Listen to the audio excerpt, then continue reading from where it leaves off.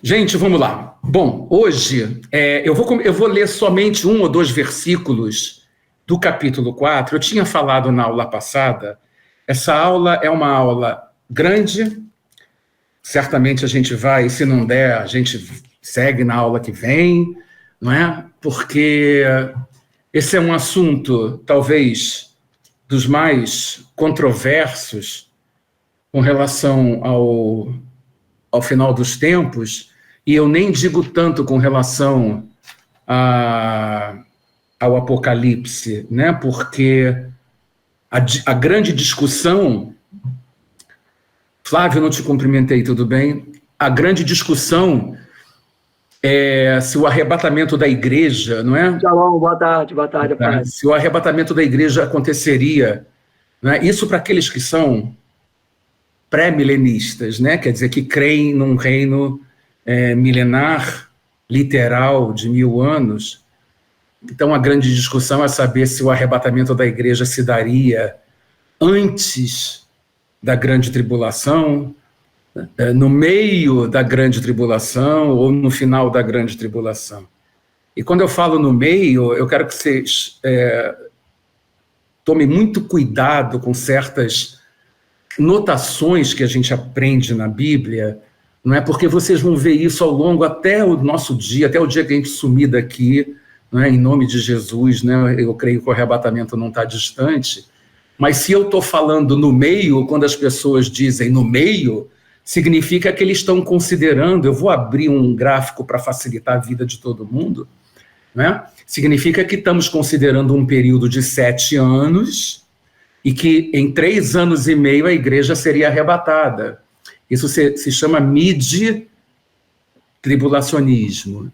Eu não vou levar em consideração isso, só vou levar em consideração especialmente o pré-tribulacionismo e o pós, considerando sempre o seguinte: embora muitos considerem esses 7 anos que nós estamos aprendendo, eu vou fazer uma revisão um pouquinho rápida hoje, não é? Os 7 anos que são, que simboliza a 70ª e última semana de Daniel. Esse período de 7 anos, não é? Na realidade, eu considero grande tribulação não esse período inteiro de 7 anos. Isso é uma questão de opção minha, alguns outros pensam dessa maneira, e eu vou, lógico, vou tentar mostrar para vocês o motivo. Então, grande tribulação é o período dos últimos 3 anos e meio. E eu vou levar esse estudo com essa base e vou sempre tentar mostrar para vocês o motivo, ok? Então, prestem muita atenção no que eu vou falar para vocês, para que nós possamos entender, né, essa aula, né, sobre por que é que você crê, não é, que nós seremos arrebatados antes da grande tribulação. Vocês talvez me vejam lendo várias coisas aqui, porque eu tenho 10 motivos bíblicos, e cada um desses motivos, né, cada um desses 10 motivos, não é assim, é porque está escrito isso. Não é dessa maneira que funciona, assim, apenas jogando o versículo. Porque é necessário que você veja em que contexto o versículo está inserido para que você faça uma exegese, não é? Para que você faça realmente uma análise o mais, não é, próxima, vamos dizer assim, da realidade bíblica, ok? Então, eu vou ler apenas 2 versículos do capítulo 4 de Apocalipse e vou explicar por quê. Começa assim: depois dessas coisas olhei e vi que estava uma porta aberta no céu, e a primeira voz que ouvi como som de trombeta falando comigo disse: sobe aqui e te mostrarei as coisas que depois dessas devem acontecer. E o versículo 2 diz: imediatamente fui arrebatado em espírito, e um trono estava posto no céu, e alguém assentado sobre o trono.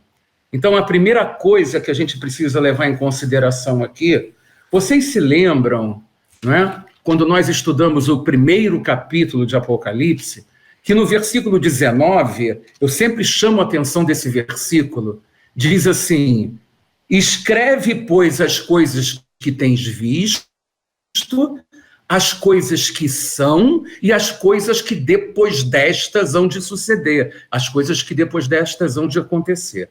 Ou seja, e eu mostrei para vocês que são as 3 partes do Apocalipse. As coisas que tens visto diz respeito ao primeiro capítulo, que foi toda aquela visão gloriosa que João teve, não é, do Cristo glorificado. As coisas que são, nós teoricamente terminamos na semana passada, onde estudamos na semana retrasada o capítulo 2, não é? Que eram as cartas para Éfeso, Esmina, Pérgamo e Tiatira, e na semana passada nós estudamos o capítulo 3, que fala de Sardes, Filadélfia e Laodiceia, né? Muito bem, então essas são as coisas que são, ou seja, as coisas do tempo da igreja. E aí, quando chega nesse capítulo 4, ele diz assim: sobe aqui e te mostrarei as coisas que depois destas hão de acontecer. O que significa isso? Se o capítulo 2 e 3 falam das coisas que são, e as coisas depois a gente estuda as coisas que vão acontecer, então ele está cumprindo aqui, ele está dizendo que a partir do capítulo 4 são as coisas que vão acontecer depois do período da igreja. Ora, o que é o período da igreja? Quando é que a gente, não é, o que nós sabemos caracterizar o fim da igreja? O início nós sabemos que se deu no Pentecoste, não é? E o final nós sabemos que se dará no arrebatamento da igreja. Por isso a gente diz, quando o Pentecoste aconteceu, o Espírito Santo foi dado. E quando a igreja for arrebatada, o Espírito Santo termina seu ministério. Ou seja, o Espírito Santo sempre acompanhando o corpo de Cristo. E eu já mostrei isso algumas vezes para vocês aqui, ok? Então, sobe aqui. Por que é que eu só estou lendo esse versículo agora? Porque o arrebatamento da igreja, gente, ele não é um assunto explícito no livro de Apocalipse. Você ouve falar do arrebatamento na primeira carta aos Coríntios, lá no capítulo 15, você ouve falar na primeira carta aos Tessalonicenses, no capítulo 4, né? E em alguns outros livros de Paulo, não é? Algumas deixas no Antigo Testamento, que eu vou tentar mostrar para vocês depois. Mas o que eu quero mostrar para vocês é assim, não é explícito. Porque João falou do arrebatamento. Não, João não falou do arrebatamento. Mas tem uma frase aqui, uma expressão aqui que me chama muito a atenção e que tem a ver com o que eu estou dizendo, sobe aqui, que depois eu vou te mostrar as coisas que vão acontecer. Ora, quando alguém chega para João e diz, sobe aqui, ele certamente está, né? A gente pode perfeitamente entender que João está aqui representando a igreja, e a igreja sobe e ele vai mostrar as coisas, tanto que ele foi arrebatado em espírito pela segunda vez. Não sei se vocês perceberam, lá no primeiro capítulo, não é? Ele foi arrebatado uma vez, lá em Apocalipse 1, no versículo 10, né? Está escrito, eu fui arrebatado em espírito no dia do Senhor e ouvi de trás de mim uma grande voz como de trombeta, que dizia, tarará, ele foi arrebatado. Depois daquele primeiro arrebatamento, é como se ele voltasse ao corpo dele, dormisse, eu não sei quanto tempo passou, não tenho a menor ideia, mas passado alguns dias ou no dia seguinte, né, ninguém sabe, ele teve um outro arrebatamento de espírito. E isso para mim é tremendo, porque mostra exatamente aquilo que literalmente está escrito aqui. É como se Deus falasse para ele, como se Jesus falasse para ele, João, eu te arrebatei da primeira vez para te mostrar as coisas que você tem visto, as coisas que são, o tempo da igreja. Volta e dorme. Tipo, daqui a pouco eu te acordo, né, te arrebato novamente, mas eu vou te mostrar as coisas que vão acontecer depois que a igreja for arrebatada. E assim aconteceu com João. Então, tudo que está descrito no livro do Apocalipse, a partir do capítulo 4, não é, já não tem nada a ver diretamente com a igreja. Vocês se lembram aquele versículo que está lá em 1 Coríntios, acho que no capítulo, se eu errar, 14, verso 23, se não me engano, diz assim, Não sejais pedra de tropeço, nem aos judeus, nem aos gentios, nem à igreja de Deus. Ou seja, Paulo tinha a visão de 3 povos: judeus, gentios e a igreja, formada por judeus e gentios que eram justificados. No momento em que a igreja é arrebatada, primeiro eu formo 2 ambientes, um no céu e outro na terra. Segundo, se a igreja estava na terra junto com judeus e gentios, e agora a igreja foi arrebatada, então Deus, em relação ao plano dele na terra, volta a ter 2 povos, judeus e gentios. Exatamente como era o Antigo Testamento.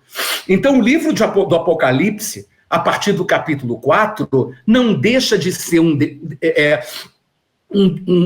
detalhe de tudo aquilo, uma continuação daquilo que acontecia, né, da realidade, vamos dizer assim, dos povos do Antigo Testamento.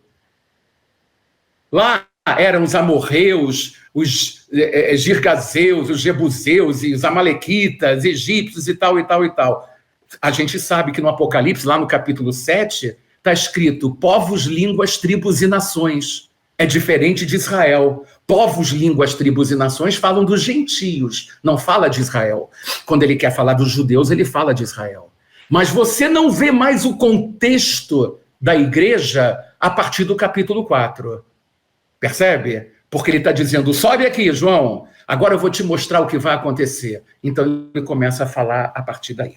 Bom, está tudo tranquilo até agora? Eu quero mostrar uma coisa para vocês. Prefiro ir devagarzinho, porque, gente, a quantidade de informações, quero que vocês entendam que a quantidade de informações, ela é muito grande, tá? Muito grande. Esse quadro eu apresentei para vocês desde a primeira aula, e vocês vão entender o seguinte, eu vou botar um outro quadro que eu fiz para facilitar a vida.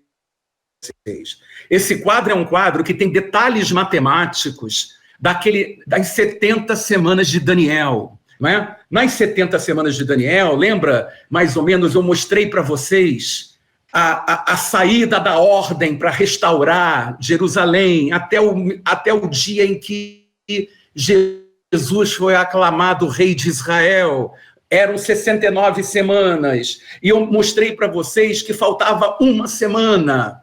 Que essa semana não era necessariamente contínua às primeiras 69, que havia um intervalo, né, um hiato profético, uma lacuna profética entre o final da 69ª e o início da 70ª, que vocês podem ver aqui, ó. Vocês estão vendo onde está aqui a cruz, né, nesse desenho? Logo aqui na esquerda tem o último traço pretinho, né? Tem uma barra preta grande, no final, é o final da 69ª. E aqui nessa barra preta menor, vocês estão vendo que é a última semana. Então, no início dessa barra preta menor, é o início da 70ª semana. Então, tem um espaço em branco, onde está escrito igreja.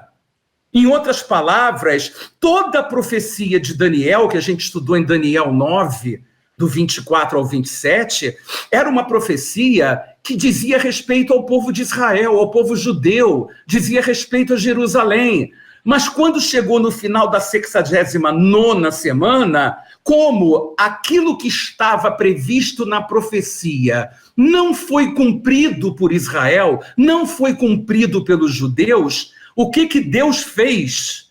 Deus parou o cronômetro profético dele aqui, no final da 69ª semana, porque, na verdade, havia um plano dele, e eu sempre brinco e falo literalmente, qual era o plano dele aqui? O plano dele era salvar Jaqueline, salvar Davi, salvar outras pessoas que não eram do povo de Israel, tá? Então, esse é o espaço. Quando tudo aquilo, a plenitude dos gentios acontecerem aqui, não é? Quando os gentios que Deus quer que façam parte da igreja venham a fazer parte, ele aperta então o cronômetro profético dele, e a última semana, que é essa 70ª e última, onde está escrito aqui nessa barrinha pequena, uma semana, vocês estão vendo? E tem sempre um tracinho no meio. Mas eu vou tirar este desenho daqui agora. Eu vou tirar esse desenho daqui e vou botar um outro desenho aqui que eu quero que vocês prestem muita atenção, que é esse desenho daqui. Beleza. Então, gente, olha só, vou falar uma coisa séria para vocês, séria, mesmo rindo aqui. Faça um quadrinho desse gráfico que está aí, põe em cima da cama, viu, Flávio? Entendeu? Põe debaixo da cama, põe na cozinha quando for tomar café, põe dentro da Bíblia quando for estudar a Bíblia. Gente, eu estou falando isso porque se nós não entendermos este quadrinho que está aqui, tá? E eu tentei resumir fatos importantes dele, a gente não tem condição de entender absolutamente nada daqui para frente. Então, tudo que a gente estudar daqui para frente, tenham este quadrinho que está aqui.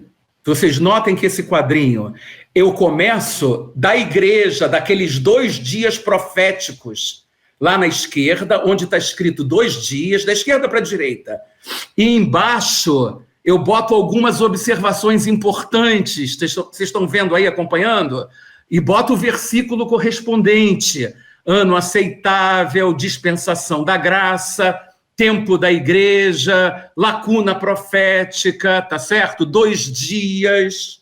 Depois vocês têm aí à direita a seta para cima, onde eu escrevi o ano do jubileu, vou explicar depois por quê. O arrebatamento que acontece exatamente aí. Tem uma apostasia escrita em vermelho, porque depois eu vou fazer uma explanação sobre um versículo que está lá em 2 Tessalonicenses 2, no verso 3. E depois a seta azul, a terceira seta azul da esquerda para a direita, é o chamado juízo das nações, ou dia do Senhor. Geralmente, prestem muita atenção, lápis e papel na mão, ou então ouçam depois. Muita gente, eu prefiro também chamar o dia do Senhor como o dia da volta. Só que a volta do Senhor não significa necessariamente o dia do Senhor, ele não quer dizer que comece necessariamente no dia em que ele puser os pés no Armagedon, no Monte das Oliveiras, como está lá em Zacarias 14, no verso 5. Esse dia do Senhor pode ser um processo que começa no arrebatamento e termina com a volta dele colocando os pés em Israel. Prestem muita atenção no que eu vou dizer para vocês. Na teologia, existe uma expressão grega chamada parousia. Isso dá uma confusão que vocês não imaginam. Parousia significa presença. É uma palavra grega que significa presença. Então, quando as pessoas estão estudando escatologia, elas perguntam, quando se dará a parousia do Senhor?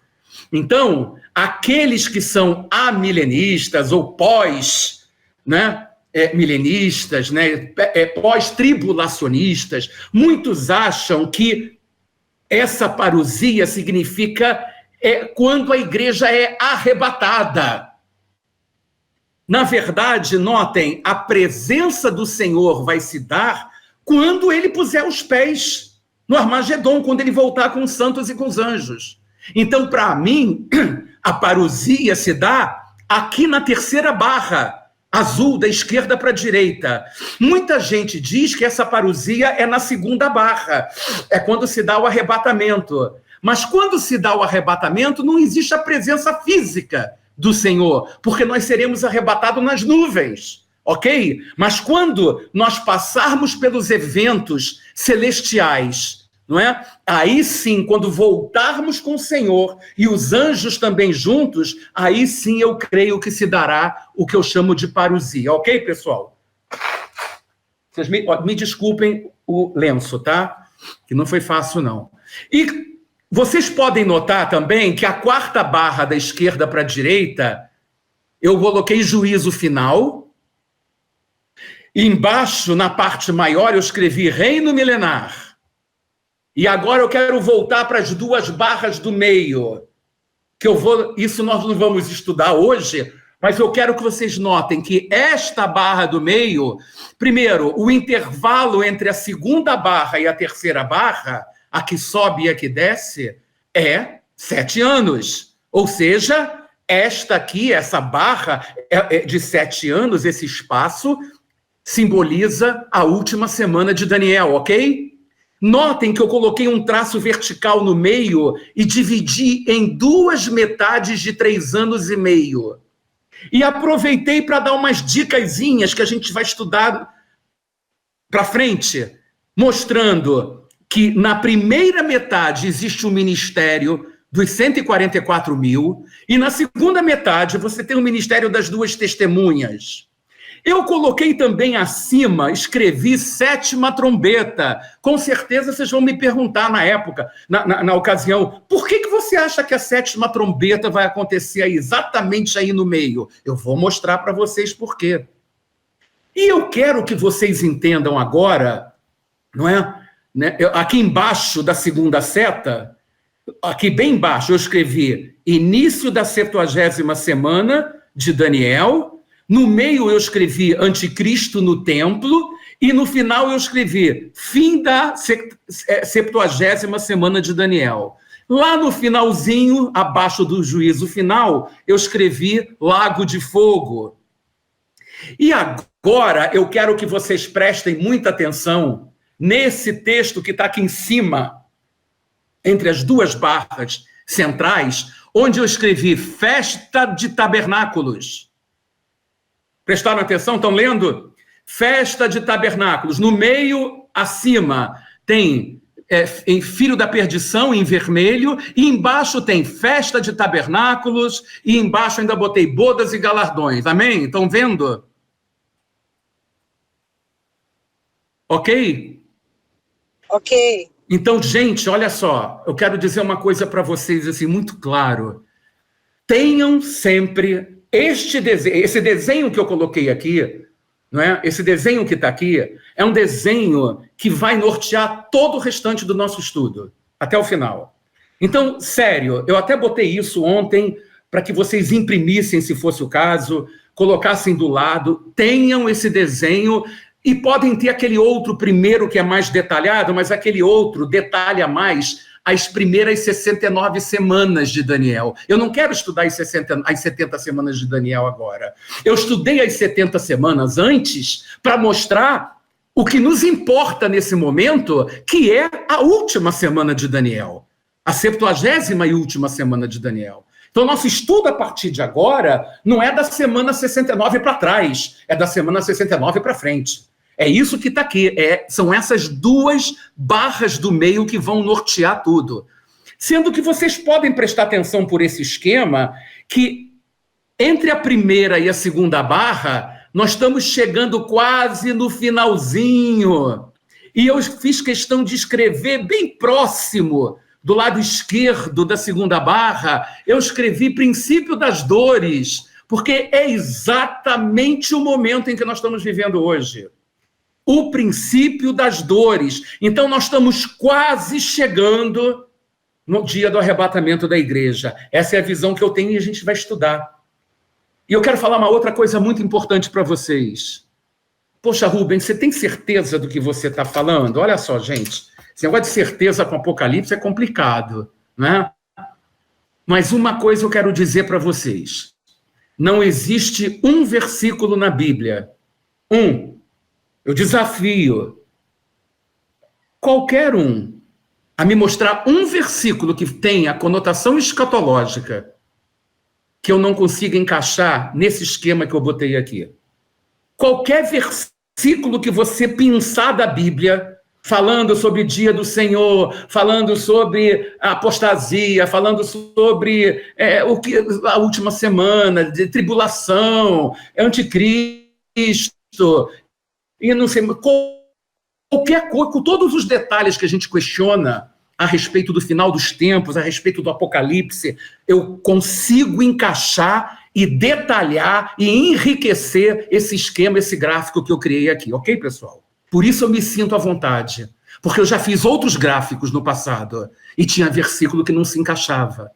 Percebem? O que os amilenistas fazem? Eles passam um traço reto aqui direto, desde a primeira barra da esquerda até a última da direita, e não tem nada marcando, ou seja, tudo pode acontecer a qualquer tempo. Ah, não, pode acontecer agora. Ah, não, porque a igreja vai ser arrebatada. Não, Cristo já veio. Não, já veio, está dentro de você. Então é uma confusão que você não entende nada. E não é assim que a palavra de Deus funciona.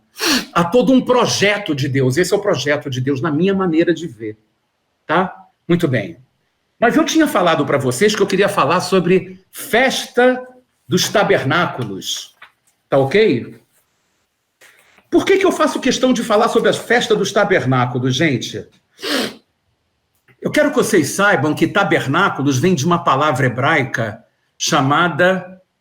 Quem sabe, fale. Sukkot.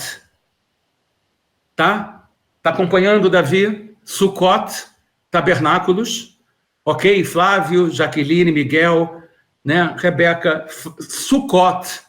A festa de Sukkot, vocês sabem, lá em Deuteronômio 16:16, Deus fala de 3 festas peregrinas. As festas onde o povo de Israel peregrinava para Jerusalém. A Páscoa, que é Pesach, né, em hebraico.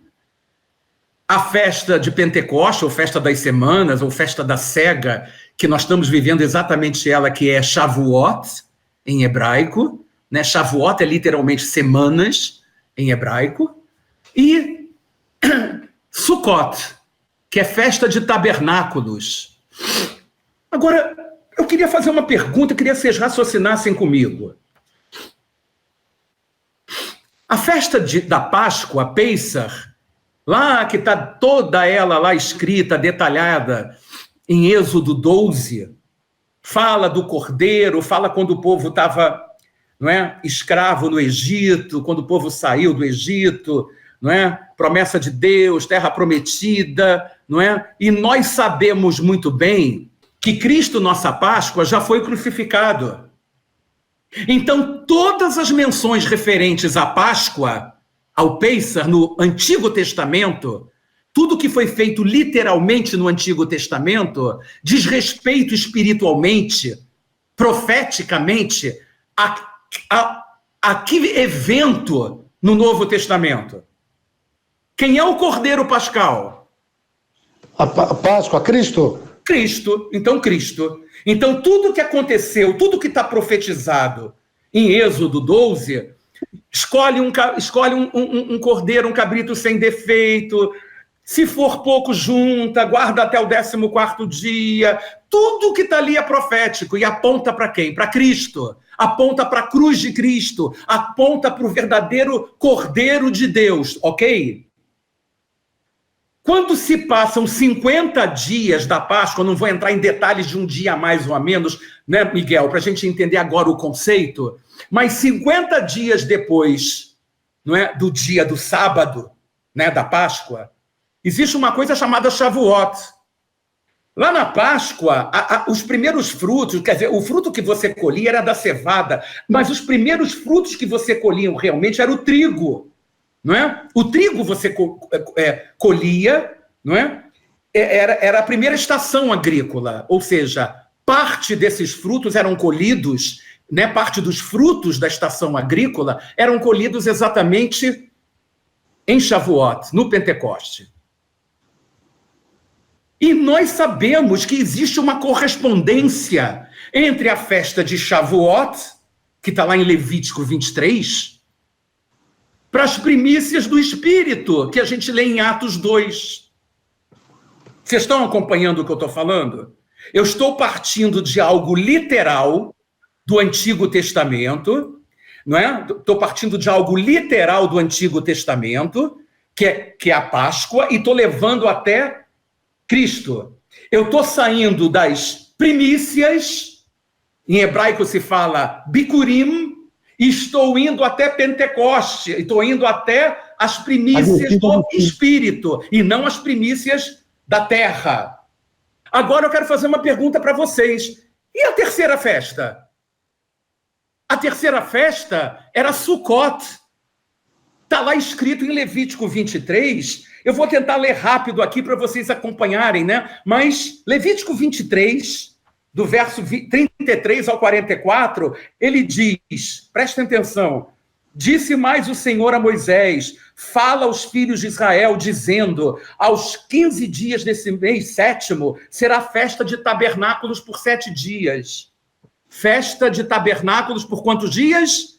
7. Olha quantos dias eu botei no quadrinho a festa de tabernáculos. Eu botei por 7 dias. Estão acompanhando? Eu não saí do esquema bíblico. E ele diz aqui o seguinte: 7 dias oferecereis ofertas queimadas ao Senhor. Ao 8º dia tereis santa convocação e oferecereis ofertas queimadas ao Senhor. É reunião solene. Nenhuma obra servil fareis. São estas as festas fixas ao Senhor que proclamareis para as santas convocações. E ele vai falando e diz assim, porém, aos 15 dias do 7º mês, e aí vem uma frase que me chamou a atenção há muito tempo, quando tiverdes recolhido todos os frutos da terra.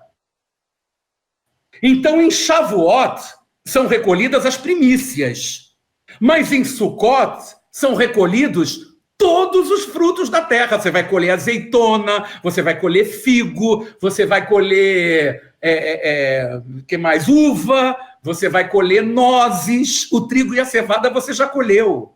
Então, quando todos os frutos da terra, ou seja, no final da estação agrícola, forem colhidos, acontece a festa de Sukkot. Você vai me perguntar, Rubens, o que é Sukkot? Sukkot significa, literalmente, abrigos temporários. Abrigos provisórios. É a tradução da palavra Sukkot. Volta para o quadrinho. Lembra que festa de tabernáculos. Literalmente, Sukkot são cabanas. Cabanas provisórias. Quando eu tinha essa festa na escola que eu estudei, não é? A Rebeca vai rir de mim, porque eu estudei em escola israelita durante 15 anos, não é? Mas a gente fazia festinha quando chegava tempo de Sukkot, a gente fazia umas cabaninhas, botava umas bandeirinhas, e todo mundo saía e ia ter aula exatamente nos locais provisórios, para honrar a literalidade da festa de tabernáculos, da festa de Sukkot. Então, são cabanas provisórias. Agora, vejam como termina o texto de tabernáculos em Levítico 23. 7 dias habitareis em tendas de ramos. Todos os naturais de Israel habitarão em tendas. Isso também é profético. Agora vejam, para que saibam as vossas gerações que eu fiz habitar os filhos de Israel em tendas, quando os tirei da terra do Egito. Eu sou o Senhor vosso Deus. Assim declarou o Senhor as vossas festas fixas. Olha o que Deus fez. Ele diz aqui, quando eu os tirei da terra do Egito. O que o Egito simboliza hoje na dispensação que nós vivemos? O mundo. O mundo. O mundo. Então ele está dizendo aqui o seguinte, para que as vossas gerações saibam que eu fiz habitar os filhos de Israel em Sukkot, em tendas, quando os tirei do mundo, botei em abrigos temporários. Olha, agora eu quero que vocês vejam o seguinte, quando o povo saiu do Egito e passou pelo mar, e o mar se abriu, e a abertura do mar é uma tipologia evidente da cruz de Cristo, porque a salvação passa pela cruz, e a cruz teve, não é, na verdade, aquele que não está em Cristo morre, foi o que aconteceu com os egípcios, quando foram atrás do povo de Deus. Mas o povo de Deus passou, e onde que o povo de Deus habitou no deserto? Cabanas. Em abrigos temporários. Ali não era definitivo para eles, definitivo era a terra prometida. Isso era o definitivo para eles. Mas até chegar à terra prometida, não é? Aonde que eles habitavam? Em tendas, em cabanas. E agora eu quero chegar para você e dizer o seguinte, meu irmão.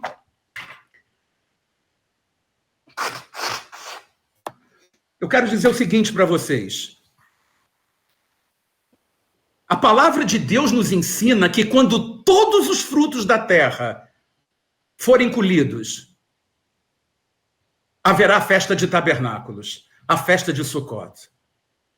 E você vai ser levado para um abrigo temporário. Vocês estão começando a entender onde eu quero chegar? A Bíblia fala que o 15º dia, que é o primeiro dia do 7º mês hebraico, não é? Que é o mês de Tishrei, que nesse 15º dia haverá santa convocação. Sabe o que é uma santa convocação? Ó, tá aqui, ó, vou tentar, hein? Não sei se vai soprar, tá? Ó. Não sei se vai dar, acho que...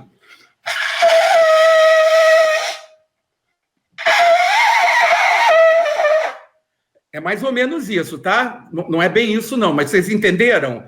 A santa convocação acontece. Quando essa santa convocação acontecer, eu posso me lembrar de 1 Tessalonicenses 4, que fala assim, porque o Senhor mesmo descerá, à voz do arcanjo, ao som da trombeta de Deus, e os que estiverem mortos em Cristo ressuscitarão primeiro, depois nós, os que estivermos vivos, seremos arrebatados com eles juntamente nas nuvens e estaremos para sempre com o Senhor. Então, aí você vai chegar para mim e vai dizer assim, peraí, Rubens, mas você está associando a parte agrícola com o arrebatamento, quer dizer, como se nós fôssemos, na verdade, lavoura de Deus. Eu vou ler um versículo para vocês, que eu quero que vocês guardem bem.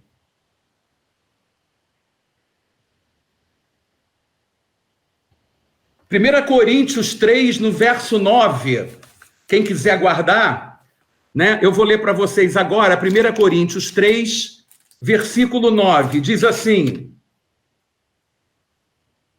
pois nós somos cooperadores de Deus. Paulo falando aos coríntios. Vós sois lavoura de Deus e edifício de Deus. Paulo teve a revelação exatamente de que nós somos a lavoura de Deus. Então, quando você chega para Tiago, no livro de Tiago, capítulo 5, versículo 7, diz assim: o lavrador aguarda com paciência o precioso fruto da terra. Quem é o fruto da terra? Nós. Nós somos o precioso fruto da terra. Nós somos esse fruto. Vocês percebem? Né? Nós somos esse fruto.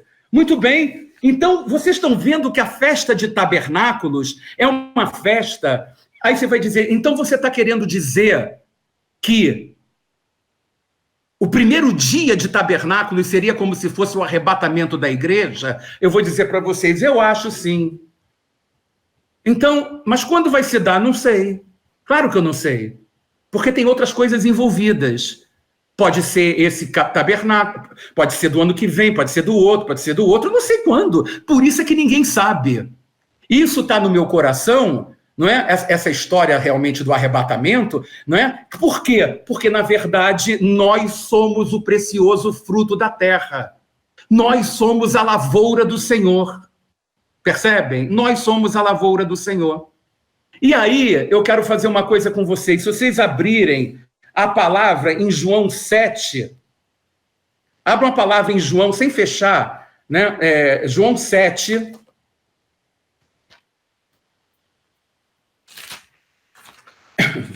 João 7, 37, prestem bem atenção no contexto que está aqui. Em João 7, 37, ele está na festa de tabernáculos, Jesus. Ok? Ele está na festa de tabernáculos. E ele diz assim, no último dia, o grande dia da festa, em hebraico se fala assim, Hatorá, alegria da Torá, Jesus pôs-se de pé e clamou, se alguém tem sede, venha a mim e beba. Por quê? Ainda no contexto do capítulo 7 de João, vejam só o versículo 2. Capítulo 7, verso 2. Mas ao se aproximar a festa dos judeus, chamada de tabernáculos, então ele está em Sucot, lá em Israel naquele tempo. Eu vou continuar lendo um pouco para mostrar uma coisa para vocês. Os irmãos de Jesus lhe disseram, verso 3, sai daqui e vai para a Judeia, para que os teus discípulos vejam os milagres que fazes. Ninguém que procure ser conhecido em público faz alguma coisa em oculto. Já que fazes essas coisas, manifesta-te ao mundo. Aí o verso 5 diz, pois até seus irmãos não criam nele. Disse-lhe Jesus, o meu tempo ainda não chegou. O vosso, porém, está sempre pronto. O mundo não vos pode odiar, mas me odeia, porque dele testifico que as suas obras são mais. Subi vós à festa, porquanto não suba a essa festa, porque meu tempo não chegou ainda. Gente, o que ele está dizendo na realidade, o que ele está dizendo é o seguinte, subam vocês à festa, porque o meu tempo não chegou. Aquilo foi uma exultação no Espírito de Jesus, dizendo, vocês que estão aqui na terra, vão até Jerusalém. É festa para ir a Jerusalém, podem ir até lá. Mas eu não subo ainda a minha festa. Ele estava com os olhos na Jerusalém celestial. Ele está falando que o tempo dele não tinha chegado ainda, porque a cruz ainda haveria de acontecer. Então ele chega para os discípulos, não é? E diz, subam vocês à festa. Eu não subo ainda. Não era a festa que ele estava se referindo a Jerusalém terrena, mas era a festa verdadeira, e essa festa diz respeito às bodas e os galardões que o povo, que a igreja vai ter. Então, eu quero que vocês entendam que a gente precisa ter essa conotação, e quando chega nesse versículo 37, olha que coisa linda, ele diz assim, no último dia, o grande dia da festa, Jesus pôs-se em pé e clamou e disse, se alguém tem sede, venha a mim e beba. Aí eu pergunto, peraí, como assim tem sede, Jesus? Eu perguntaria para ele hoje. Gente, eu perguntei para o Espírito Santo, por que isso? O Espírito Santo me disse assim, escutem bem o que eu vou falar. O texto que está em Apocalipse 7, vocês podem abrir se quiserem, em Apocalipse 7, do 13 ao 17, Apocalipse 7, do 13 ao 17, diz assim, um dos anciãos tomou a palavra, dizendo, estes que se vestem de vestiduras brancas, quem são e de onde vieram? Respondi-lhe, meu senhor, tu o sabes. Ele então me disse, são estes os que vêm da grande tribulação, lavaram suas vestiduras e as alvejaram no sangue do Cordeiro, razão porque se acham diante do trono de Deus e o servem de dia e de noite no seu santuário. E aquele que se assenta no trono estenderá sobre eles o seu tabernáculo. Agora vejam, jamais terão fome, nunca mais terão sede. Olha que coisa! Não cairá sobre eles o sol, nem ardor algum, pois o cordeiro que se encontra no meio do trono os apacentará e os guiará para as fontes da água da vida. Então, quem é a água da vida? Jesus está falando, se alguém tem sede, venha a mim e beba. Isso diz respeito àqueles que ainda vão ser salvos no período da grande tribulação. Se alguém tem sede, porque vai ter sede. Não vai ser brincadeira o que esse povo que não vai ser arrebatado vai passar. E ele está profetizando aqui, dizendo... Por que ele está profetizando? Porque os judeus só serão salvos como nação no período da grande tribulação. Então ele está falando para o pessoal daquele período. Se alguém tem sede, venha a mim e beba. É isso que ele está falando aqui. É isso que está sendo profetizado aqui. Então, gente, daqui a pouco, quando acabar aqui, vamos para aquele esquema, né? Quando a gente desligar aqui, acho que faltam, 6 minutos, né? 7 minutos. Ok, ainda tem um pouquinho. O que eu quero dizer para vocês? Gente, quando eu falo para esse quadrinho, esse gráfico, ficar com vocês, É porque esta festa de tabernáculos é o que importa, os nossos olhos espirituais têm que estar ligados nessa festa. Nós temos que vigiar, e daqui a pouco o próximo tema que eu vou falar, ou daqui a 2 itens, é sobre vigilância, que é importantíssimo, falar sobre vigilância, não é? Mas o que eu falei que eu ia mostrar para vocês, por que é que a igreja vai ser arrebatada antes da tribulação? Notem, o 15º dia de tabernáculos é exatamente essa barra, essa segunda barra da esquerda para a direita, que fala do arrebatamento da igreja. Percebem? Tabernáculos vai durar 7 dias, 1 dia por 1 ano.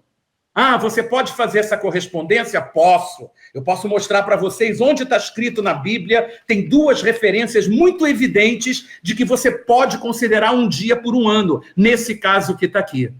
Então, olhem para o alto e imaginem 7 anos onde galardões, bodas nos aguardam, 7 dias, festa de Sukkot.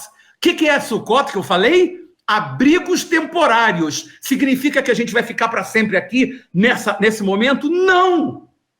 Porque virá o Senhor seu Deus com todos os seus santos.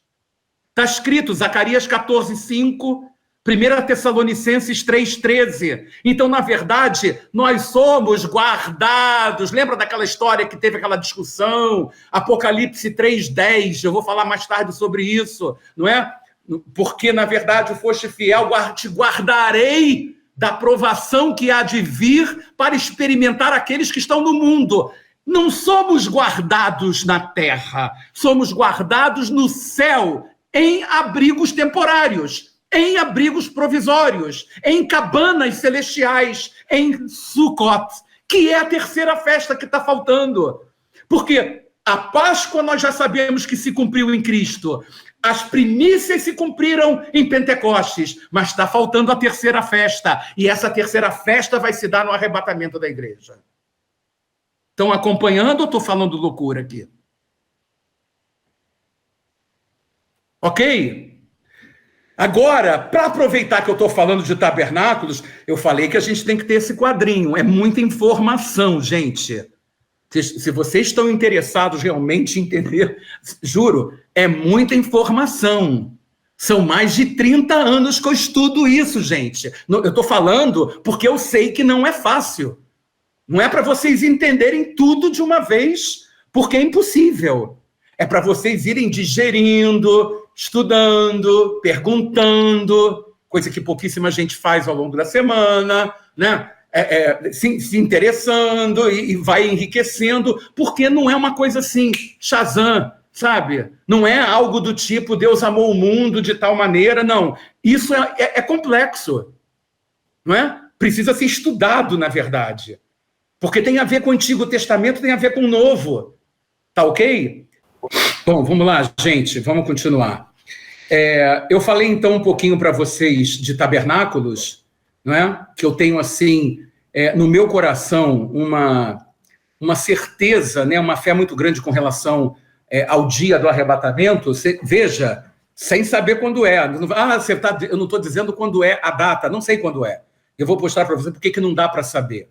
E junto disso, eu queria que vocês acompanhassem comigo. Abram a palavra em Levítico, no capítulo 25.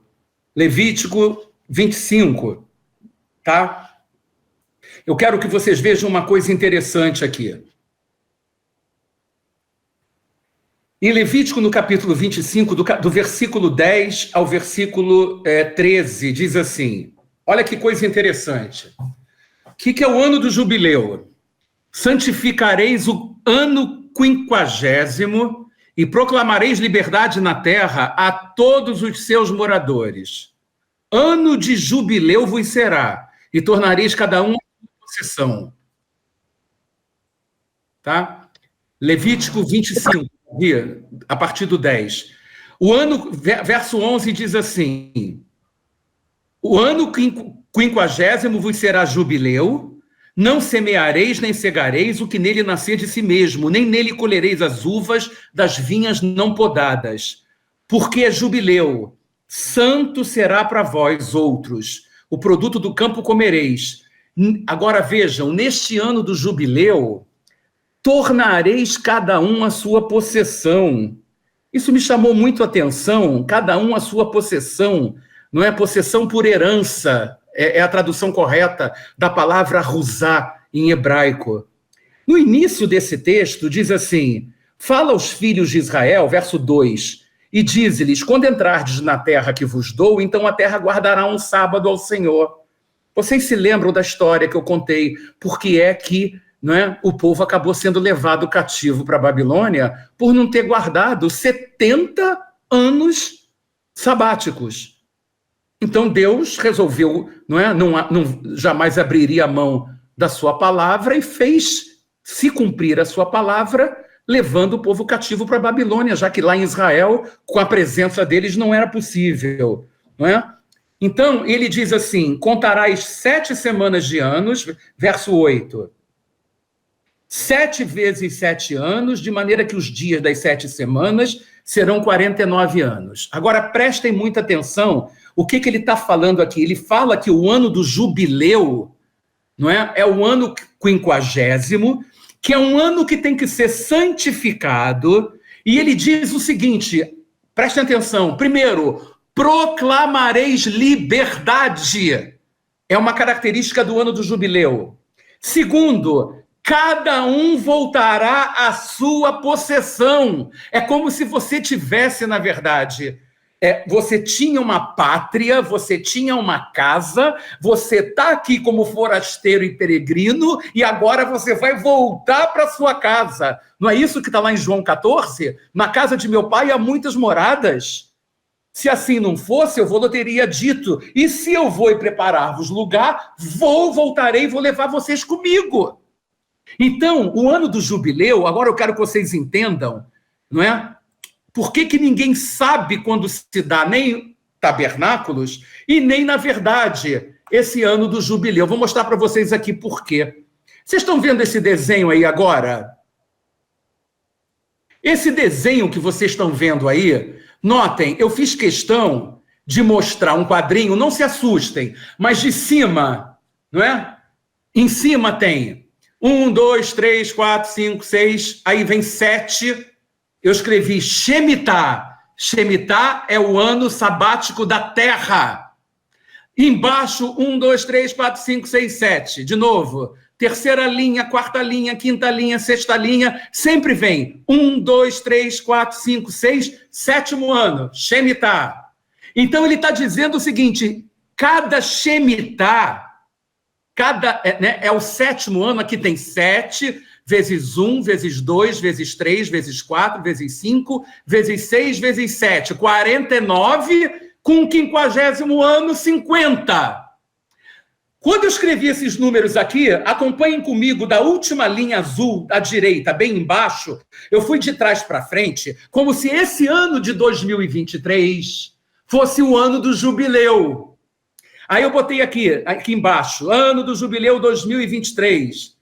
Entre parênteses, 1973, 50 anos antes, Então, eu vim aqui para trás, olha aqui, a última linha, 2022, 2021, 2020, 2019, 2018, aí chega aqui em 1924, em 1974, estão vendo aqui?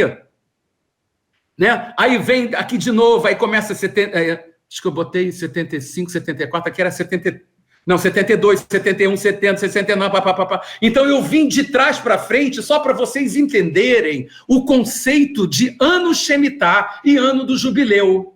Agora eu pergunto para vocês, alguém tem ideia quando é o ano Shemitah? Se a gente está nesse ano, 6º ano aqui da primeira linha, se a gente está no 4º ano da terceira linha, se a gente está aqui nesse 5º ano da 4ª linha, ou se a gente está no Shemitah aqui, o objetivo é qual? É chegar neste 7º Shemitah, aqui embaixo do lado direito, tá vendo? Porque isso é o 49º ano. Se nós soubéssemos quando seria o 49º ano, ou o 7º Shemitah, nós saberíamos que o ano seguinte seria o ano do jubileu. E eu creio que o ano do jubileu É o ano do arrebatamento. Mas em que época? Na festa de tabernáculos. Mas quando vai se dar isso? Não tenho a menor ideia. Só sei que está próximo.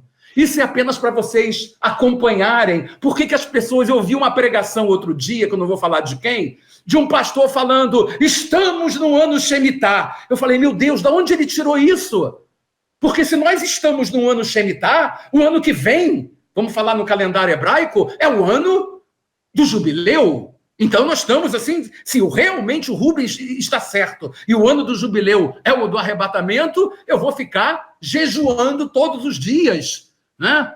Seguir a paz com todos e a santificação sem a qual ninguém verá o Senhor. Então, isso é apenas um detalhe, eu quis incrementar esse estudo, não é? Mostrando para vocês o que é o ano Shemitah. Foi por causa desses anos em azul, que eu botei aí à direita, primeiro, segundo, terceiro, quarto, teve 70 anos Shemitah, não é? 70 vezes que Israel não guardou a terra. Ao invés de ter sido Shemitah, ao invés de ter sido um ano de repouso para a terra, acabou sendo um ano onde o cara falou, não, eu vou trabalhar, vai dar mais milho, vai dar mais trigo, vai dar mais uva. E Deus falou, não é assim que eu escrevi. Eu escrevi que o que a terra tiver que dar, naturalmente você recolhe e dê para os pobres, dê para as viúvas, dê para os necessitados, dê para os estrangeiros. Mas o povo desobedeceu. Então, Babilônia, vamos nós. Foi isso que aconteceu. Ok, pessoal? Muito bem, vamos continuar aqui. Eu quero falar um pouco sobre a Arca de Noé. Agora, não esqueçam que essa aula eu estou tentando ministrar, nem sei se vou conseguir terminar tudo hoje, tá? Se não der, a gente termina sábado que vem, tá ok? Porque é muita informação. Mas agora, cabecinha da gente na Arca de Noé. Gente, em 1 Pedro 3,20, lemos, prestem atenção, todos já leram isso, os quais no outro tempo foram desobedientes quando a longanimidade de Deus aguardava nos dias de Noé, enquanto se preparava a arca, na qual poucos, a saber, 8 pessoas, foram salvos através da água. Isso não é outra forma de endossar aquele versículo de 2 Pedro 3,9, que diz, não retarda o Senhor a sua promessa, como alguns a julgam demorada. Pelo contrário, ele é longânimo para convosco, não querendo que ninguém pereça, senão que todos cheguem ao arrependimento. Tanto nos tempos de Noé, quanto nos nossos dias, o caráter longânimo de Deus se faz presente. E o que Jesus falou, que é o que importa, o que Jesus falou a respeito daqueles dias? Está lá em Mateus 24, a gente precisa entender isso. Mateus 24, de 37 a 44. Tá? Diz assim, pois assim como foi nos dias de Noé, olha como é que Jesus começa. Ele faz uma comparação, uma analogia tremenda, um paralelo tremendo. Ele diz, assim como foi nos dias de Noé, também será a vinda do Filho do Homem. Portanto, assim como nos dias anteriores ao dilúvio, comiam e bebiam, casavam e se davam em casamento, até o dia em que Noé entrou na arca e não o perceberam, senão quando veio o dilúvio os levou a todos. Assim será também a vinda do Filho do Homem. Então, 2 estarão no campo, um será tomado e deixado o outro. 2 estarão trabalhando no moinho, uma será tomada e deixada a outra. Portanto, vigiai, porque não sabeis em que dia vem o vosso Senhor. Mas considerai o seguinte, se o pai da família soubesse a que hora viria o ladrão, vigiaria e não deixaria que fosse arrombada a sua casa. Por isso, ficai também vós apercebidos, porque a hora em que não cuidais, o Filho do Homem virá. Agora, vamos raciocinar aqui. Interessante que, ao dissertar sobre esse texto, percebe-se muito claro, pelo menos eu consigo perceber, eu quero que vocês tenham esse discernimento, essa sensibilidade, como que o arrebatamento não faz o menor sentido, não é? após a grande tribulação. Houve um dilúvio, né? Olha, uma coisa terrível. Né? Então, o que acontece? Se por algum sinal, por exemplo, vamos dizer, o anticristo se manifesta, e alguém então perceber que está vivendo os últimos dias da grande tribulação, eu pergunto, qual é o sentido que vai fazer uma vigilância? Eu não consigo entender, porque vai bastar contar nos dedos quantos dias faltam para o Senhor voltar. É simples assim. Imagina a grande tribulação, bomba atômica, guerra biológica, guerra, sei lá de quê, tá entendendo? Essas loucuras todas, Raarte, e toda essa inteligência artificial, e bomba de nêutrons, e bomba como é que é? Hipersônica que a Rússia está mandando. Uma loucura que vai se tornar esse planeta aqui. Aí alguém chega para mim e diz assim, vigia, viu? Vigia? Vigiar de quê? Tá me entendendo? Vigiar de quê? Você tem que vigiar exatamente para que você suba para o Senhor. Você tem que vigiar a tua vida espiritual para que você não fique neste inferno quando o inferno acontecer. Ah, mas você ainda pode ser salvo? Pode. Mas eu vou te contar, eu sempre dou o mesmo exemplo, né? O que é melhor? Passar direto na matéria, ir para a praia em dezembro, não é? Ir para a montanha em dezembro, ou você ficar em segunda época do meu tempo, né? Recuperação, entendeu? Sei lá mais o quê, e ter que estudar a matéria toda para passar de ano. Não é verdade? Tome, por exemplo, essa exortação à vigilância que está narrada aqui, né, sobre esse texto. Né? Na verdade, assim como foi nos dias de Noé, também será a vinda do Filho do Homem. Aí eu pergunto, e como foi nos dias de Noé? Que está aqui né? A gente lê em Gênesis 6, de 11 a 13, que a terra estava corrompida diante de Deus e cheia de violência, pois todas as pessoas haviam se pervertido sobre a terra. Então Deus diz a Noé que era chegado o fim de todos os seres humanos e que ele destruiria tanto os homens quanto a terra. Só que Noé achou graça aos olhos do Senhor, que é o que eu espero que cada um de nós ache também, porque nós fomos justificados. Ou somos ou não somos tipos de Noé aqui? Né? Então, parafraseando esse texto de Mateus 24, seria mais ou menos uma coisa assim. O Senhor diz com todas as letras, vejam, eu escrevi aqui, eu criei isso aqui, nem eu nem os anjos sabemos a hora que eu vou voltar para levá-los para mim mesmo. Mas tomem o exemplo dos dias de Noé.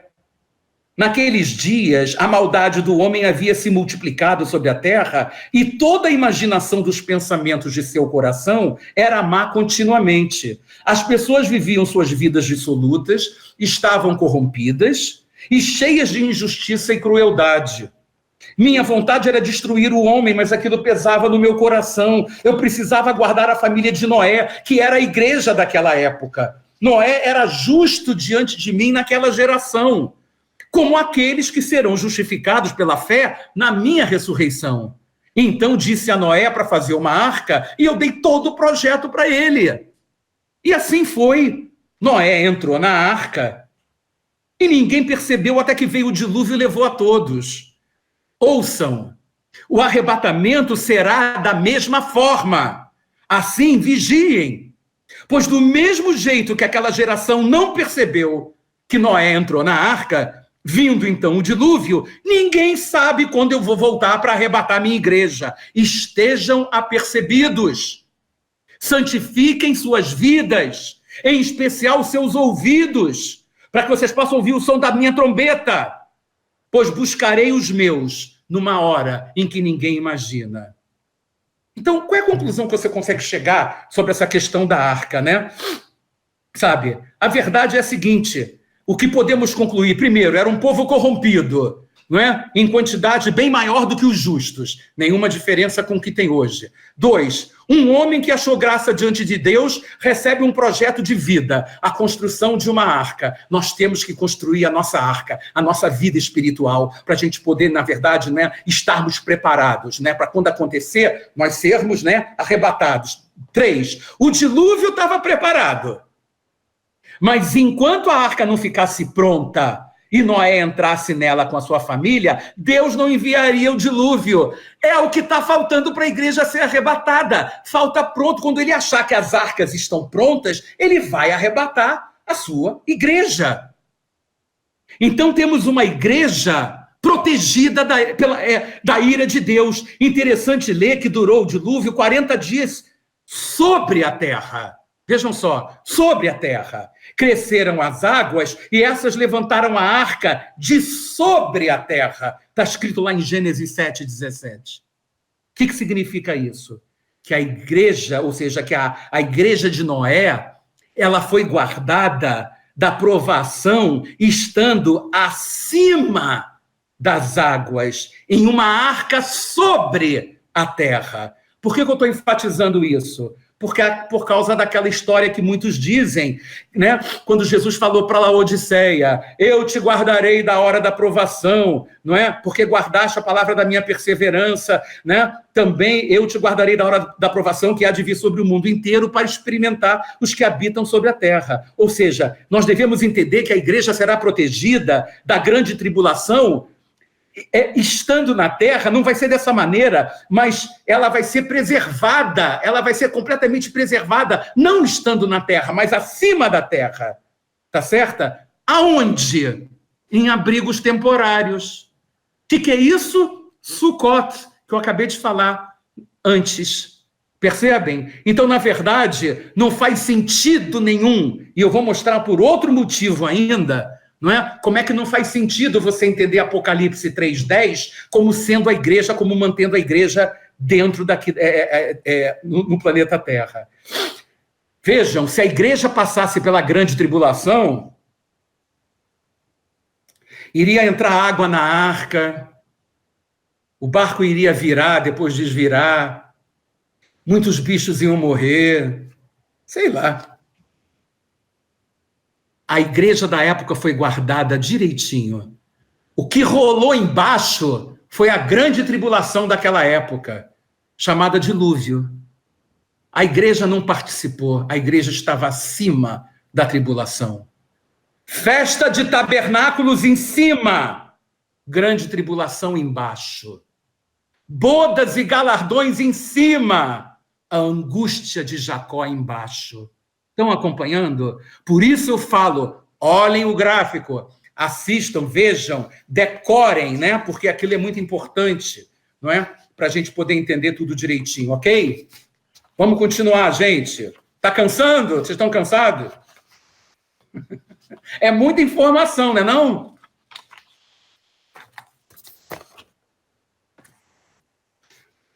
Quero falar de mais um item chamado apostasia antes da grande tribulação. Apostasia antes da grande tribulação. Quero que vocês abram a palavra de Deus em 2 Tessalonicenses, capítulo 2. 2 Tessalonicenses, capítulo 2.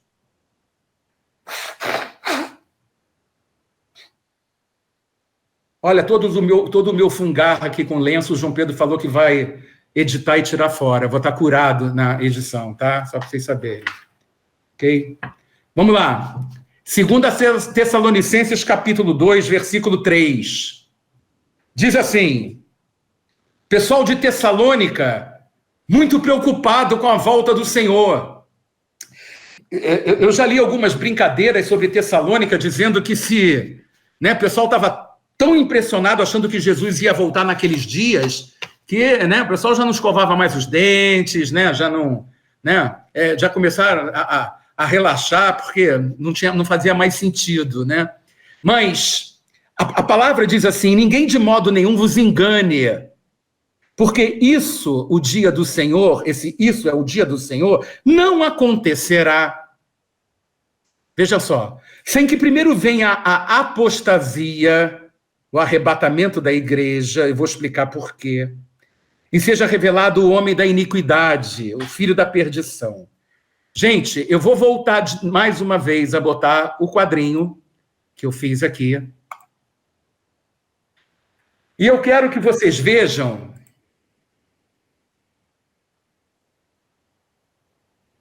deixa eu botar aqui.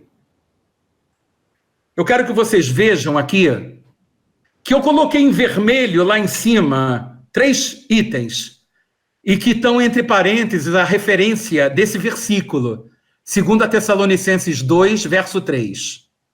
O versículo, né, Paulo realmente estava sendo pressionado para falar a respeito, né, da volta do Senhor, e ele deixou, né, 3 eventos na resposta dele de maneira muito clara.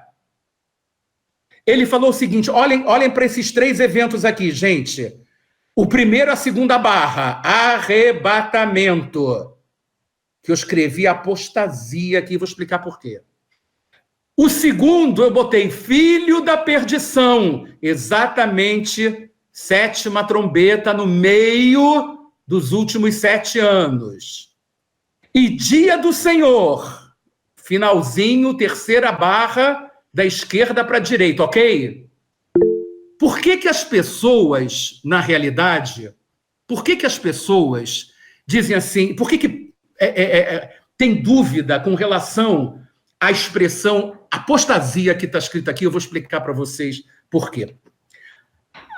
A perspectiva da igreja era de que na primeira fase da sua segunda vinda, ele viesse para buscar a igreja, aqui no arrebatamento, e na segunda fase ele viria com a igreja. Então, primeiro ele vem para buscar a igreja, e depois ele vem na parousia que eu expliquei, com a igreja. Acontece o seguinte, gente, essa palavra apostasia que vocês estão vendo aqui, e está escrito lá no texto, de modo algum vos engane, porque isso não se dará sem que primeiro venha a apostasia. Essa palavra apostasia, no original em grego, está escrito apostasia. E foi traduzido para o português como apostasia. Só que nós entendemos apostasia como apostatar da fé, apostatar das ideias, se afastar das ideias e tudo mais.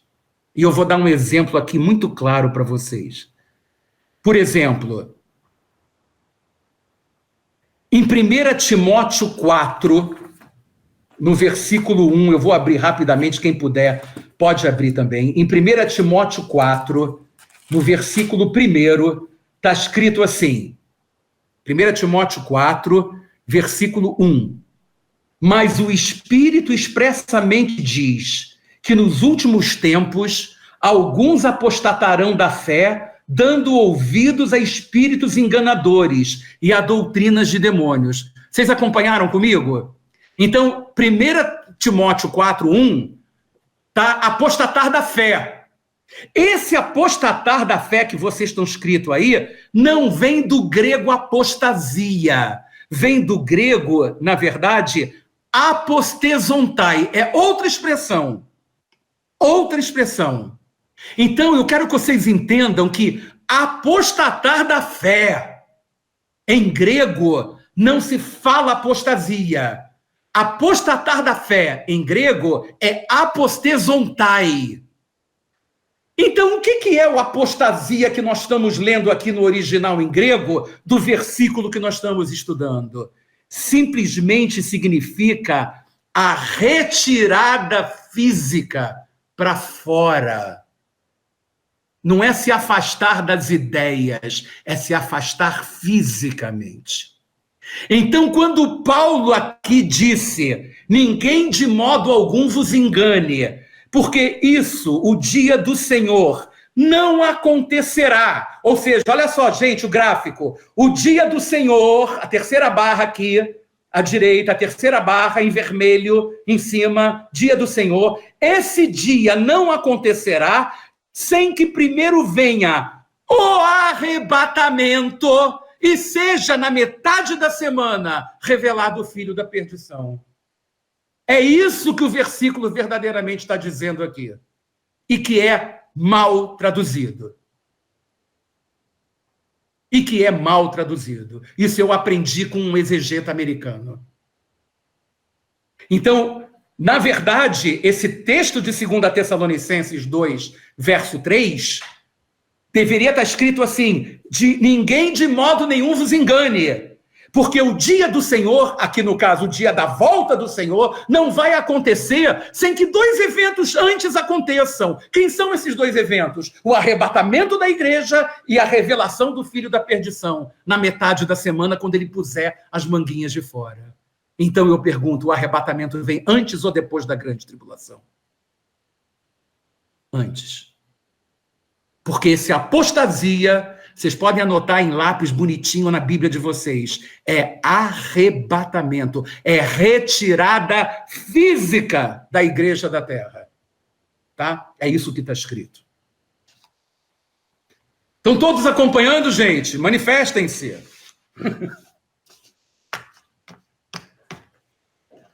Vamos lá, gente. Vamos continuar. Você pode me perguntar... O que tem? Fala, Davi. Fala. Eu não falei nada.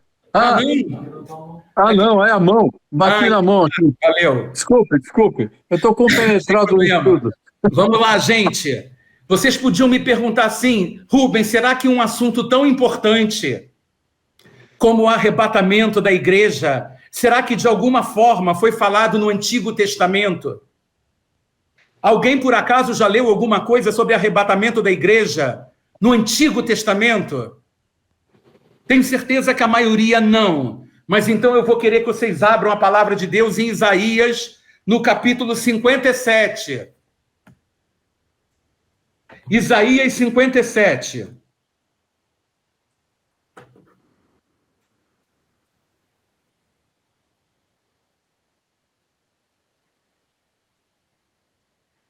Todos abriram. É importante que vocês abram Isaías 57. O primeiro versículo da Bíblia, eu não sei qual é a versão que vocês estão. O primeiro versículo desse capítulo diz: perece o justo e não há quem considere isso em seu coração. Tem outras versões que dizem: não há quem entenda. Os homens compassivos são o quê? Retirados.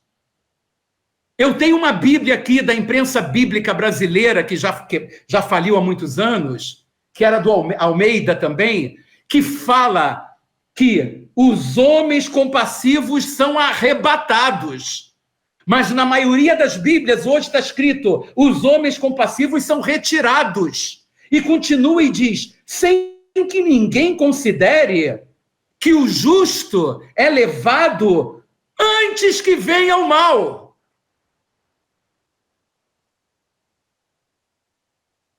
Antes que venha o mal. Aleluia. Oi. É incrível, mas esse é o versículo sobre o arrebatamento pré-tribulacional no Antigo Testamento. Eu não conheço outro versículo que me leve, que me remonte, na verdade, né, que prefigure o arrebatamento da igreja no Antigo Testamento, a não ser esse versículo que está aqui. E o que é mais incrível é que ele não só fala do arrebatamento, quando ele diz que os homens compassivos são retirados, como ele diz que o justo é levado antes que venha o mal. É demais isso. É uma coisa tremenda. Quer dizer, só lendo isso, você vai ver que se tiver realmente o arrebatamento, né, o arrebatamento só pode, aliás, vir antes da grande tribulação, ok?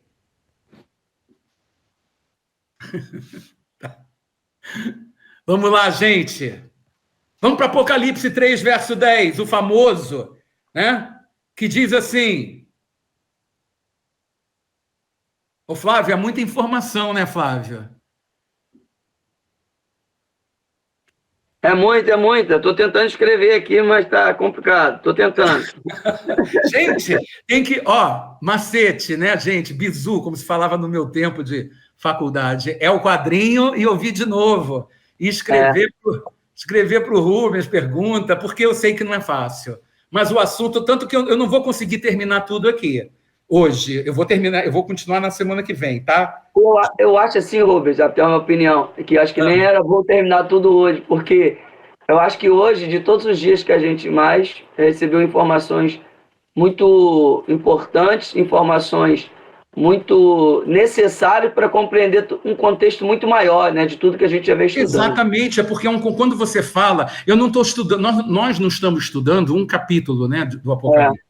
A gente está estudando um conceito que leva em consideração uma série de contextos, entendeu, que são discutíveis, né? Então, realmente cria, né? Uma coisa puxa a outra, puxa a outra, puxa a outra. Agora, você imagina, sem um quadro desse, gente, sem um gráfico desse, não dá para estudar, sabe? Não tem condição. Esse e aquele outro. Por isso é que é importantíssimo que haja, na verdade, uma ideia, né? É como um técnico de futebol, né? Não adianta você mandar o time para o campo, tá entendendo? E cada um pega a bola e faz o que quiser. O cara tem que treinar. Olha, isso aqui é assim, entendeu? Você tem que criar uma estratégia. E para você entender isso, há necessidade de entender uma estratégia, porque a quantidade de informações que se misturam, referências atrás de referências, é muito grande. Olha, gente, eu fiz uma prévia disso aqui antes, né? Eu preparei esse estudo segunda, terça e quarta. Quinta eu revi. E olha que eu já estudei isso durante muito tempo. Aí eu fui rever hoje. O que eu estou ministrando agora não é o que eu revi hoje. Porque eu estou pulando muita coisa para tentar facilitar. Percebem? Porque é muita coisa, na verdade. Ok? Então, mês passado, por exemplo, eu estudei Isaías, né? E aí eu tô te falando que assim, eu passei por esse capítulo e não atentei, né, para olhar nesses 2 versículos que falam sobre o arrebatamento da igreja. Incrível, né? Não tinha, mesmo estudando, eu não consegui perceber esse detalhe, né? De 57, versículo 1, quando fala que os justos serão retirados. E o 2 ainda fala que a morte dele será em paz, né? Isso. Então você vê a quantidade de mistérios e coisas a serem reveladas, na verdade, não é?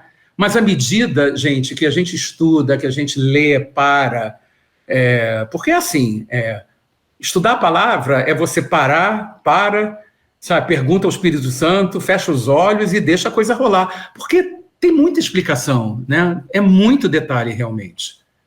Vocês querem ver uma coisa interessante? Eu vou, para a gente terminar hoje, então, tá? Porque ainda faltam 4 itens, mas eu vou terminar uma hoje, tá? Para a gente terminar, eu quero falar rapidamente sobre Efraim e Manassés. Poxa, Rubens, você foi fundo agora, né? Falar de Efraim e Manassés. Mas eu preciso falar isso e talvez até repita também na aula que vem, né? Prestem muita atenção nesse texto aqui. Vocês se lembram, né, quando Jacó estava para morrer, né, ele manda chamar José e ele diz para José que Efraim e Manassés eram filhos dele, ele assumiu como filhos, que o que viessem como netos de José depois, quer dizer, de filhos de Manassés e de Efraim, seriam deles, de cada um. Mas José quis assumir Efraim e Manassés. Então o texto diz assim: tendo Israel visto os filhos de José, disse, isso está lá em Gênesis, se vocês quiserem acompanhar, 48, Gênesis 48, do 8 ao 19, tá? Gênesis 48, do 8 ao 19. Tendo Israel visto os filhos de José, disse, quem são esses? Respondeu José a seu pai, são meus filhos, que Deus tem me dado, que Deus me deu aqui no Egito, né? Faze-os chegar a mim, disse ele, para que eu os abençoe. Os olhos de Israel já se tinham escurecido por causa da velhice, de modo que não podia ver bem. José, pois, fê-los chegar a ele, e ele os beijou e os abraçou. Então disse Israel a José, eu não cuidara ver o teu rosto, e eis que Deus me fez ver os teus filhos também. E José, tirando-os dentre os joelhos de seu pai, inclinou-se à terra diante da sua face. Depois José tomou a ambos, a Efraim na sua mão direita. Lembra dessa história? A Efraim na sua mão direita, à esquerda de Israel, de Jacó. E Manassés à sua esquerda, à direita de Jacó. E fê-lo chegar a ele. Mas Jacó, Israel, o que ele fez? Estendeu a mão direita e pôs sobre a cabeça de Efraim. Olha lá, ele trocou. E pegou a mão esquerda, né? E olha que Efraim era o mais novo, o primogênito era Manassés. E ele diz aqui, né? E pegou, mas Israel estendeu a mão direita, pôs sobre Efraim, que era o mais novo, e a sua esquerda sobre a cabeça de Manassés, cruzando, tem uma cruz aí, cruzando as mãos. Não obstante Manassés ser o primogênito. E abençoou José, dizendo: o Deus em cuja presença estou, tarará, babá, abençoou, né? E depois ele continua dizendo: o anjo abençoa esses rapazes, seja nele chamado o meu nome, o nome dos meus pais Abraão e Isaque, e cresçam em multidão no meio da terra. Vendo José que seu pai pusera a mão direita sobre Efraim, e foi-lhe isso desagradável. José não gostou do que Jacó fez. E tomou a mão de seu pai para mudar a cabeça de Efraim para a cabeça de Manassés. Ele queria voltar. E disse José, então, ao pai dele: não assim, meu pai, pois o primogênito é esse, é Manassés. Põe a mão direita sobre a cabeça dele. Mas seu pai o recusou e disse: eu sei, meu filho. Eu sei, o Espírito Santo já tinha falado com ele. Ele também será um povo. Também ele será grande, contudo seu irmão menor será maior do que ele, e a sua descendência será uma multidão de nações. Lembra de Abraão? Na verdade, gente, profeticamente aqui, o que ele estava falando é que Manassés apontava para Israel, e que Efraim prefigurava a igreja. Veja, ele era o menor, aí será maior, porque a igreja será maior do que Israel, e a sua descendência será uma multidão de nações. Mas ele estava com a ideia da primogenitura, José. Então, ele queria que fosse assim. Mas Jacó fez assim, criou uma cruz.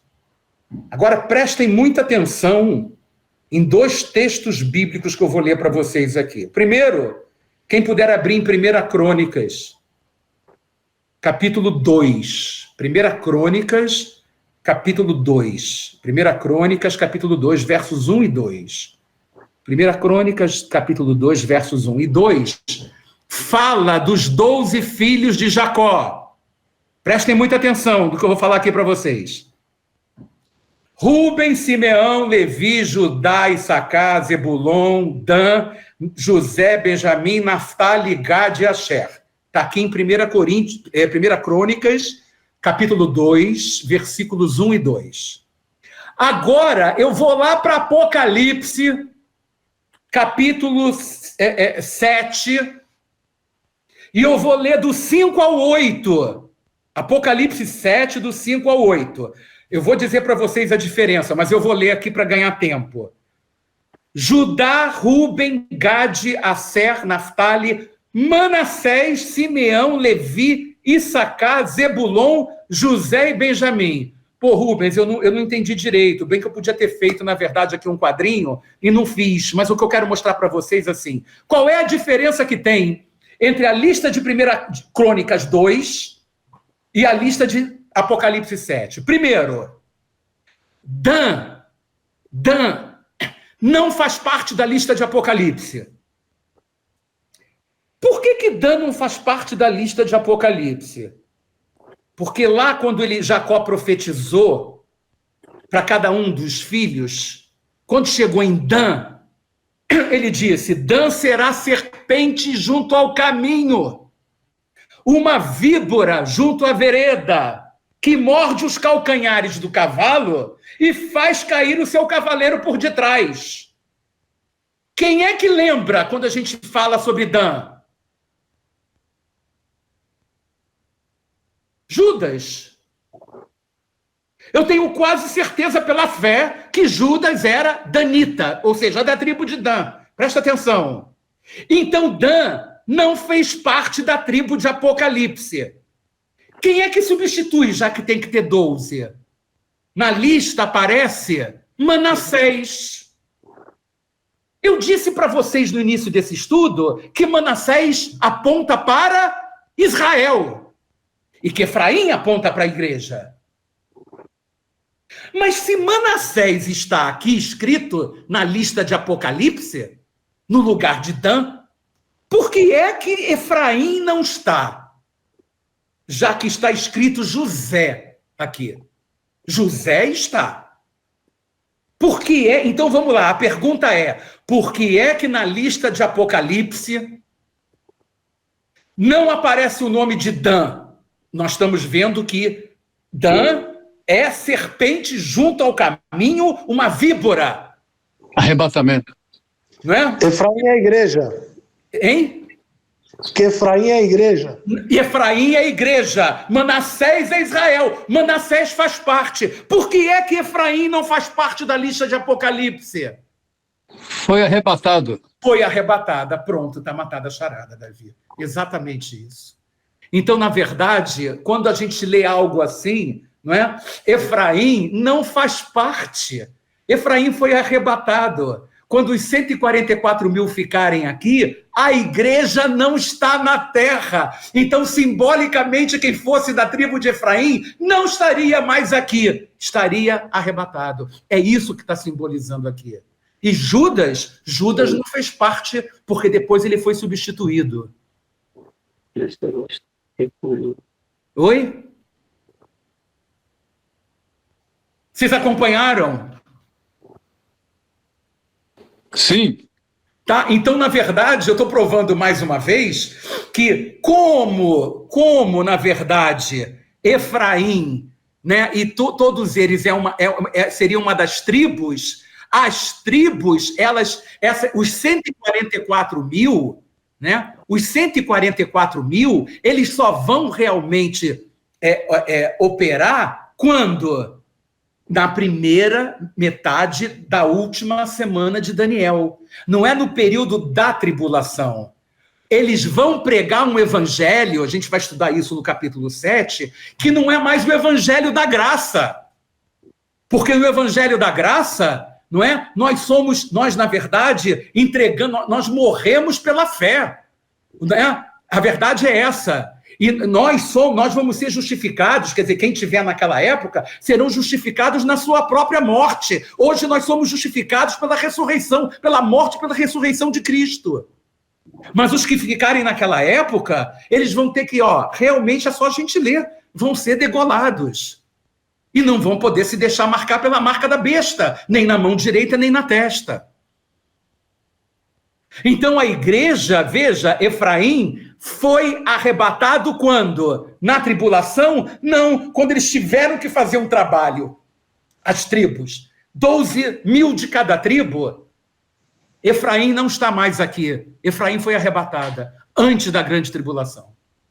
Efraim não passa pela tribulação. Perceberam?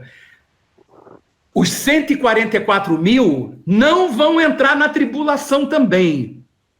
Tá? Eles não vão entrar, mas sequer Efraim faz parte daquele período onde o Espírito Santo não vai estar mais na terra. Tá? Porque... Fala, Davi. A porta vai se fechar. É exatamente isso, a porta vai se fechar. Né? Se fecha. Quem está falando? É o Miguel. Fala, Miguel. Ô Rubens, uma dúvida aqui daquilo que daquilo que a gente já conversou, tá? Esses 144 mil, no seu pensamento, pode ser um de nós, por exemplo, que vai estar testemunhando, não é isso? Só que a gente vai estar selado, né? Como você entende isso? Então, isso vai estar exatamente ao início, se você abrir Apocalipse 7, Miguel, entenda, Apocalipse, eu quero que você entenda o seguinte, Lembra de Jesus falando, né, para a mulher samaritana, foi para a mulher samaritana, acho que foi, vós adorais o que não conheceis, nós adoramos o que conhecemos, né, João 4, né, 24, 22, 23, Isso. nós adoramos o que conhecemos porque a salvação vem dos judeus. Em qualquer dispensação, isso é um ministério, a salvação vem dos judeus. Sabe? Não tem jeito. Né? Então, o que acontece aqui em Apocalipse 7, no início, o Miguel, é o seguinte, ele diz, depois dessas coisas, vi 4 anjos que estavam sobre os 4 cantos da terra, retendo os 4 ventos da terra, para que nenhum vento soprasse, nem sobre o mar, nem sobre terra, nem contra árvore alguma. O verso 2 diz, vi outro anjo subir do lado do sol nascente, tendo o selo do Deus vivo.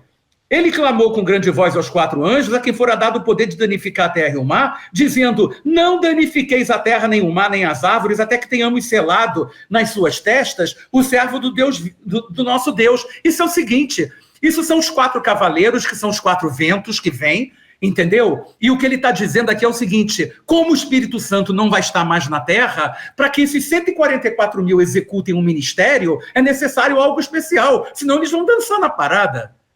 E esse algo especial é um selo. E Deus fala, não manda esses caras virem ainda enquanto eu não selar meus servos. Não manda. Quando eu selar, tu pode mandar os caras. É isso que aconteceu. Então, na verdade, Davi, o que eu creio é que não é fácil você encontrar 144 mil israelitas, 12 mil de cada tribo, que eu não sei nem as tribos como funcionam, mas é um simbolismo para os judeus.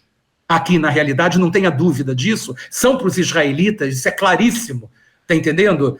Em que eles conheçam a palavra, conheçam o final dos tempos, e que possa pregar um evangelho naquela época, que não é o evangelho mais, como eu falei, da graça, eu chamo de evangelho da tribulação. Qual vai ser a mensagem dos 144 mil? Cara, olha só, a coisa vai ficar preta para o teu lado, mas mesmo que tirem a tua cabeça, não se deixe marcar. Entendeu? Se você se deixar marcar, tu vai para o inferno, acabou as tuas chances. Ah, eu não quero, você escolhe, cara. É essa a mensagem.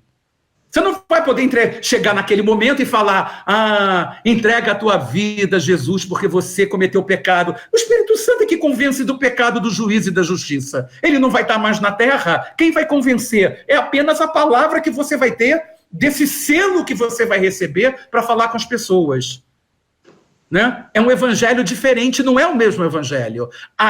Você pode até entender, como eu já vi muita gente falar, que até o fato de Deus dar uma nova chance para esses que não foram arrebatados, não deixa de ser uma manifestação da graça de Deus. Não deixa de ser, mas eu vejo muito mais como uma manifestação da misericórdia de Deus do que da graça de Deus. A graça é favor imerecido, é nós sermos pecadores, entregarmos a vida na mão de Cristo e Ele nos salvar sem que a gente tenha feito absolutamente nada. Isso é favor imerecido.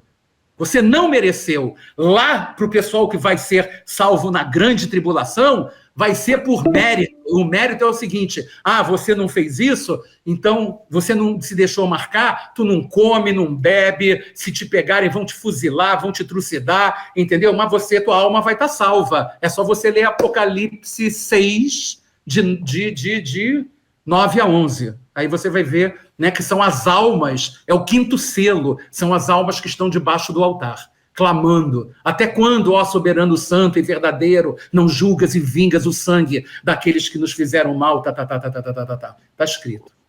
Tá bom, Miguel? Beleza. Agora se preparem, Miguel, que pode ser você, hein, cara? Pois é. Não, isso eu queria saber, se no seu entendimento, tem a ver com o corpo de glória. Se o corpo de glória vai ser já... Não, olha só, deixa eu te falar uma coisa, Miguel. Quem tiver na terra não tem corpo de glória, tá? Quem tiver na terra não tem corpo de glória. Quem tiver na terra, sabe, tem corpo físico. Corpo de glória é quem já subiu. Tá? Só que ou tá então depois quem voltar com o Senhor. Só que está selado. Tá selado porque sem o selo, não imagina a quantidade de demônio em cima de você se você não for protegido. Entendi. Entendeu? Entendi. Imagina esse planeta sem a presença do Espírito Santo. É o que está escrito em 2 Tessalonicenses, no capítulo 2. Ainda há um que o detém, que detém o anticristo. Quem é que detém o anticristo? A igreja. É o Espírito Santo. É a igreja. Quando a igreja e o Espírito Santo não estiverem mais aqui não vai ter mais quem o detenha. Ele vai estar com o campo livre. Entendi. O que mais, gente? Rubens, está faltando poucos minutos para acabar ali. Só uma pergunta. O Ministério de 144, ele se inicia e termina quando? No meio? Ele termina no meio. Se você quer ter certeza disso, abre a tua palavra em Apocalipse 14, Flávio, que você vai ver exatamente os 5 primeiros versículos de Apocalipse 14 respondem à tua pergunta.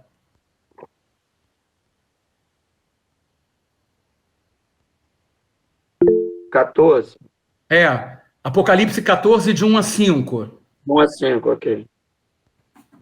Tá? Você nota que o Cordeiro, né, com ele 144 mil que traziam escrito o nome na testa, o nome de seu pai, né?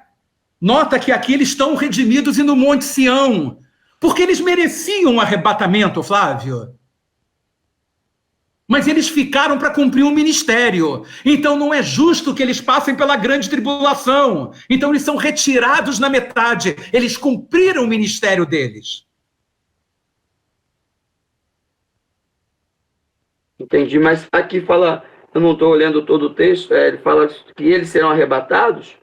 Não, olha aqui que está aqui. Então olhei, está implícito, olha. Vi o Então, Cordeiro em pé sobre o Monte Sião. E com ele 144 mil que traziam escrito na testa o nome dele e o nome do seu pai. Está no Monte Sião. Esse Monte Sião é o Monte Sião lá em cima. Ah, tá. É aí que você tem que ver. Esse Monte Sião eu já achei que era o Monte Sião em Israel. Não. Aí vem, ouvi uma voz do céu como a voz de muitas águas. Olha só, a voz do céu, como a voz de muitas águas, de um grande trovão. A voz que ouvi era como de arpistas. Olha a cena que ele está vendo. Ele está vendo uma cena celestial. Cantavam, verso 3, um cântico novo diante do trono e diante dos 4 seres viventes, Flávio. É verdade, é todo um ambiente celestial mesmo. Todo o céu, ele está no céu, eles estão no céu. É, perfeito. Ok? Antes na terra, termina o ministério, estão no céu. Ok. O que mais, gente? Ainda tem 6 minutos para a gente dar...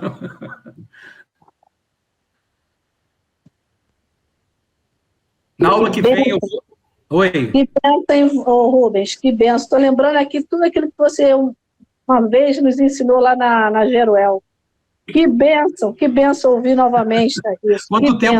Quanto tempo tem isso, Jurema? Já faz muito tempo. Mas maravilha.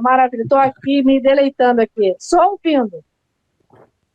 Para poder depois tirar dúvida. Tá bom, glória a Deus por isso, gente, glória toda de Deus. Bom, gente, vamos nos despedir então, né? Gente, mais uma vez, eu repito, sabe, imploro a vocês, no bom sentido, ouçam de novo, anotem as dúvidas, imprimam esse quadrinho, sabe, que eu falei, guardem ele, porque ele vai ser importante para o resto, né?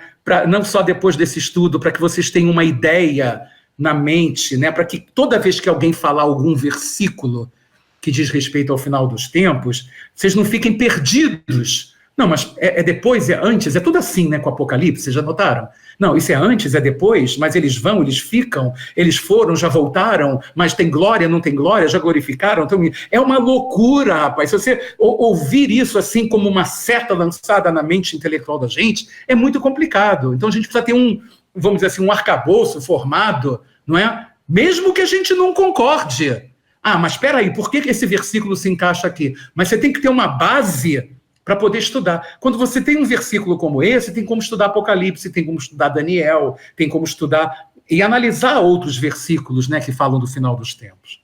Ok? Por isso que eu falei, imprimam e estudem. Tá ok? E perguntem durante a semana, estou à disposição de cada um, tá bom?